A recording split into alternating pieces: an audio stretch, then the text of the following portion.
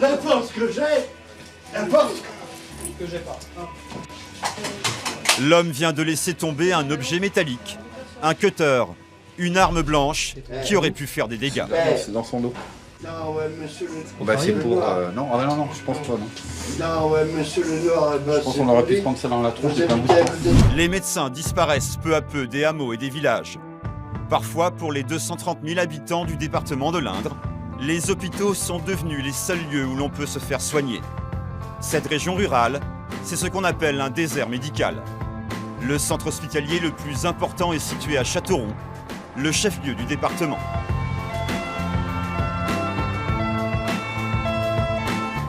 En 2012, les urgences ont soigné autant de patients que d'habitants. Jusqu'à 200 par jour, 2 fois plus qu'il y a 10 ans. Résultat, la salle d'attente et les couloirs sont surchargés. Le service est sous tension. Bonjour. À l'accueil, des malades bien connus du personnel commencent à affluer. Des patients très alcoolisés. Nous sommes le premier vendredi du mois. Les salaires ont été versés. De quoi aller boire quelques verres. Élodie, il y en a un deuxième. Élodie. Élodie. Non, vous restez sur le brancard. Un homme de 42 ans vient d'arriver. Il veut déjà repartir et son comportement inquiète la secrétaire d'accueil. Qu'elle s'arrête de faire des soins, sinon moi j'appelle la police. Attends, je vais pas faire tout le parking à chaque fois. Alors tu laisses. Ah ouais, attends. Il s'est passé qu'il a pris de l'alcool et qu'il s'est mis à la fenêtre de son appartement pour se jeter de son appartement. Mais bon, il y a toujours un risque, s'il a ses idées suicidaires, on ne sait pas ce qu'il peut faire. Donc là, on ne peut pas le laisser partir. Les urgentistes sont responsables de leurs patients. Leur devoir, les soigner coûte que coûte. Monsieur, vous n'allez pas, monsieur? Oui, Non, vous voulez faire. C'est bon, monsieur. C'est bon maintenant. Calmez-vous. allongez-vous là. Là.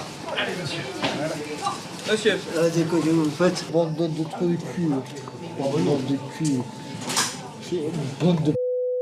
Sans...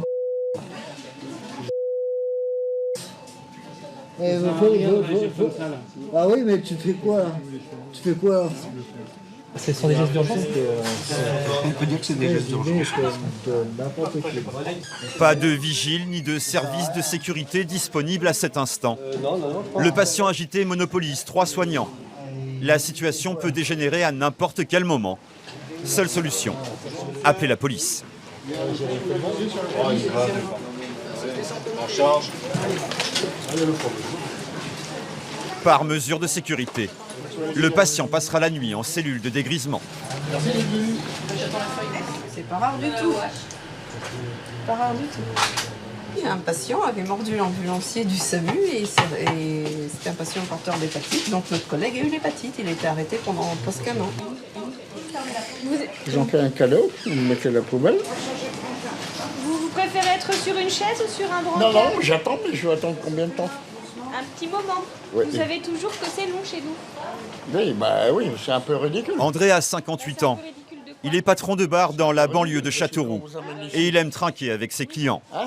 Lui aussi est un habitué des soirées arrosées qui se terminent aux urgences. Ça nous prend beaucoup de temps parce qu'il faut passer du temps avec les gens pour les rassurer, pour les calmer, pour négocier l'hospitalisation, que ça se passe en douceur et c'est au détriment des autres patients qui attendent, quoi. Vous avez l'insuline? Rapidement, les patients alcoolisés affluent dans le service et mettent à cran le personnel. On va voir ça dans votre... Il n'y a pas que vous ici. Dépêchez-vous, s'il vous plaît. Non, non, tuez-moi aujourd'hui. On va arriver dans la deuxième solution. Il va falloir quand même les protéger et les garder de manière qu'ils aient un lendemain qu'on voit plus clair, qu'il y ait un entretien avec un psychiatre, un psychologue, de manière à les aider dans leur démarche. Oui. D'accord. Les alcooliques sont souvent des patients gravement malades qui présentent des pathologies directement liées à leur addiction. Bon, monsieur. Bonjour. Vous pouvez vous allonger un petit peu? Ouais. Allez, on va regarder tout ça. Alors, vous me racontez un petit peu? Oh là, d'accord, ok. André se plaint de son dos. Mais c'est surtout de son problème d'alcool dont le docteur Brégeot va lui parler. De l'alcool, souvent? D'accord. Pas de problème de foie associé, pas de cirrhose, pas de... rien du tout? Pas du tout. C'est qui votre médecin traitant? J'en ai pas. Vous n'en avez pas? Il n'y a personne qui vous suit régulièrement? Non. Donc du coup, vous savez pas si vous avez des problèmes de santé ou pas, du coup? Voilà, comme je suis bien. André n'aime pas l'hôpital et encore moins les prises de sang. Ne faites pas un hématome. Bah, j'espère Faites-le pas. bien. Non. Serrez votre poing. Alors, votre nom? Votre prénom? D'accord. Et votre date de naissance? 1,12,51. Elle est pire que les poulets, celle-là. En attendant les résultats, André semble se satisfaire de sa situation. Vous voyez, je mange bien. Ça me fait plaisir. Juste un petit peu ça. On va leur dire qu'ils mettent un peu de sel et de poivre, mais autrement, c'est bon.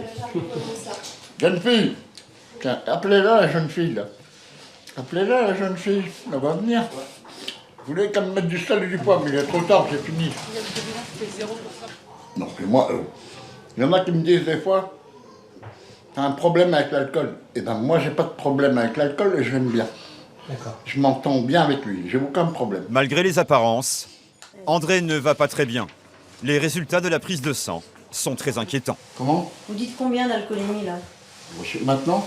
À ce temps-là ou tout à Ah l'heure? non, c'est à l'heure où on vous a piqué tout à l'heure. Je sais pas, moi, 0,80, 0. 1,93 g. Ah ouais, normal. Ouais, quand même. Hein. Ouais, ouais. Par contre, ce qui me gêne un petit peu, c'est votre foie, là. Ouais. Le foie, il commence à trinquer. Hein. Ouais. Ouais, non, blague à part. Vous faites pas... Non, c'est vrai.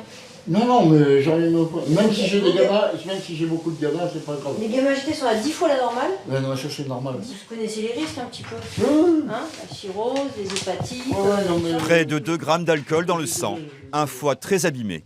Mais André refuse catégoriquement d'être soigné. Vous voulez vraiment pas qu'il y ait d'examens complémentaires, supplémentaires, d'échographie du foie et tout ça? Non. Non, mais moi je vous demande. Moi ça me paraît très utile, vu la prise de sang. Ouais. Après, Le docteur Brégeot ne peut pas obliger André à se sevrer. Comme d'autres patients qui ont un penchant pour l'alcool, il risque de revenir, une habitude qui pèse sur le travail des urgences.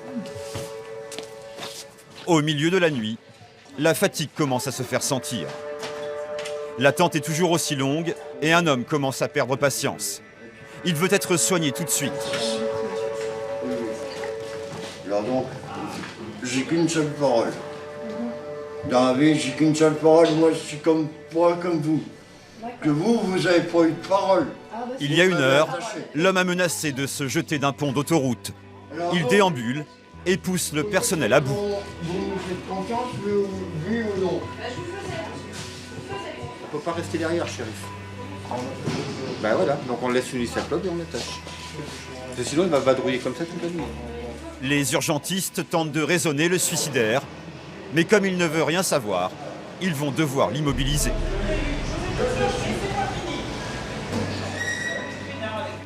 Alors rien, c'est juste des contentions qu'on met au poignet.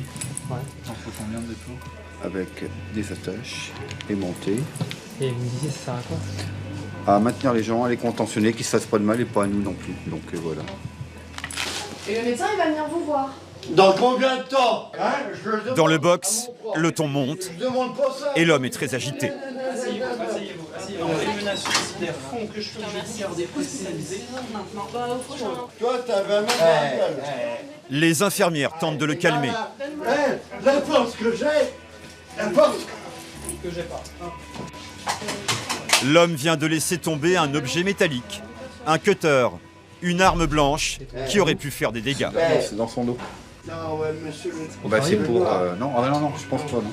Non, ouais, monsieur le Nord, Je pense qu'on aurait pu se prendre ça dans la tronche. Vous habitez à côté de chez moi. Vous avez eu vraiment des ordures. Je peux dire quand je vais sortir, je vais vous démonter la gueule dans l'hôpital. Les urgentistes ont mis une bonne heure à maîtriser le forcené. Le lendemain, il sera transféré dans un hôpital.